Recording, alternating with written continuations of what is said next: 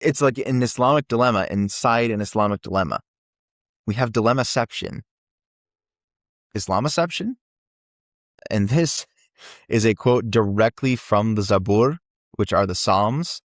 The direct quote is from Psalm 37:29, which is, "The righteous shall inherit the land and live in it forever." This is therefore confirming the Psalms that we have today are the same that we had then, and that they are divinely inspired scripture. Of course, where these contradict is the Psalms call God Father, and the Quran clarifies that Allah is a father to no one. So in the one hand, you have the Psalms, which are supposedly, according to the Quran, divinely inspired scripture. We, of course, as Christians, believe that they are divinely inspired scripture.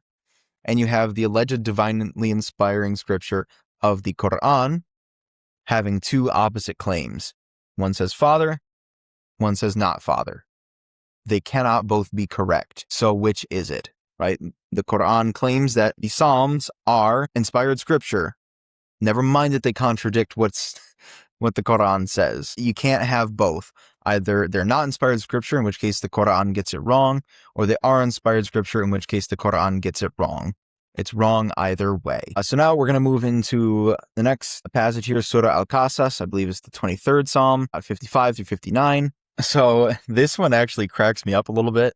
I find this one to be really funny because it says the faithful of the previous revelations were already accepting Islam and that they would receive double the reward for staying true. However, the purpose of the Quran is both to be a warner to the Arabs.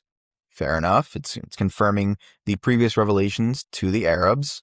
Okay. But it's also to correct the believers which had gone astray. However, in this passage, the believers have not gone astray. And the funniest thing is there is no historical record of this group that was practicing Islam before the Quran. Right? I mean, that's what this ayat is saying. You know, it's saying that the followers of the previous scriptures were ready to accept Islam. They were already practicing it. From where? Where are they? There is no historical account of them at all. So not only do we have a problem of this group not existing, but if they did exist, then the Quran never needed to be sent, right? Because the Quran is correcting mistakes, but the group already believed. So what mistakes was it correcting?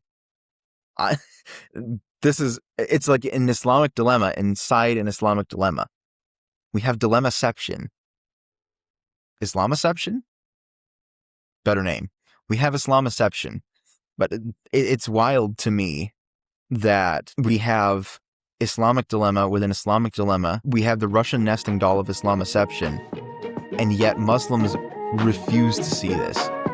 And that just blows my mind.